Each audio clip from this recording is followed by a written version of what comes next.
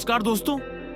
दक्षिण एशिया के आसमानों में अब एक बड़ा बदलाव दिख रहा है और इसका असर केवल रणनीति तक सीमित नहीं बल्कि रोजमर्रा की सुरक्षा पर भी पड़ने वाला है। क्या पाकिस्तान वायुसेना PAF अब आर्थिक संकट और तकनीकी पिछड़ापन के कारण अपनी पुरानी ताकत खो रही है?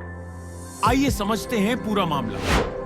दोस्तों, पाकिस्तान वायुसेना के पास अब सक्रिय रूप से काम करने लायक आधुनिक लड़ाकू विमानों की संख्या 70 से भी कम रह गई है। यानी जमीन पर उनके पास संख्या ज्यादा दिखती है लेकिन हवा में ताकत घट चुकी है।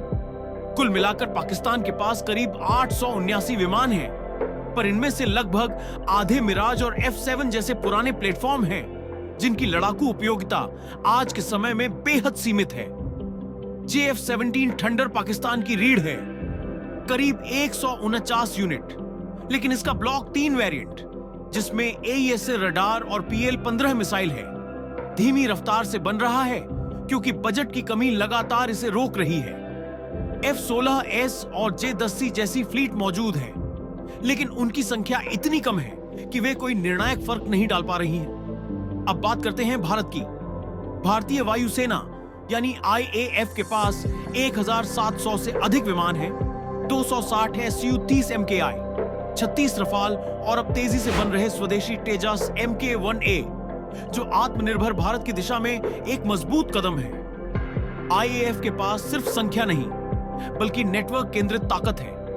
AWACS S-400 मिसाइल सिस्टम और IACCS नेटवर्क इसे रियल टाइम में लड़ने की क्षमता देते हैं।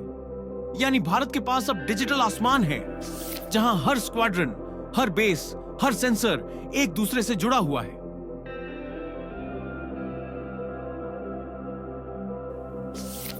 तो यह साफ हुआ कि पाकिस्तान की वायुसेना सेंसरिंग और समन्वय के मामले में बुरी तरह पिछड़ चुकी है। पाकिस्तान की सबसे बड़ी कमजोरी पैसा, PAF की सबसे बड़ी बाधा अब उसकी अर्थव्यवस्था है।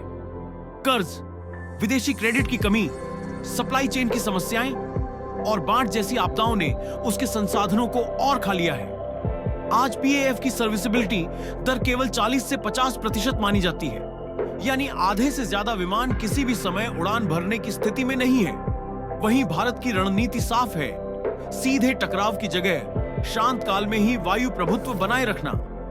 अग्रिम मोर्चों पर राफेल और Su-30 MKI की तैनाती S-400 और नेट्रा-एवैक्स के साथ मिलकर एक ऐसा सुरक्षा कवच बनाती है जो पाकिस्तान के लड़ाकू विमानों को सीमित क्षेत्र से बाहर जाने से भी रोक देती है।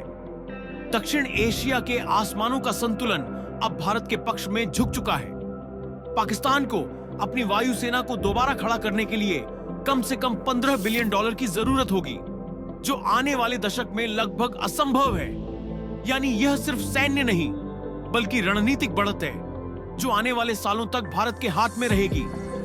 दोस्तों, यह था भारत और पाकिस्तान की वायु शक्ति पर ताजा विश्लेषण। आपके हिसाब से आने वाले वर्षों में कौन देश आकाश पर अपनी पकड़ बनाए रखेगा? कमेंट में अपनी राय जरूर बताइए। वीडियो को लाइक कीजिए, शेयर कीजिए और ऐसे ही और डिफेंस अपडेट्स के लिए चैनल को सब्सक्राइब कीजिए।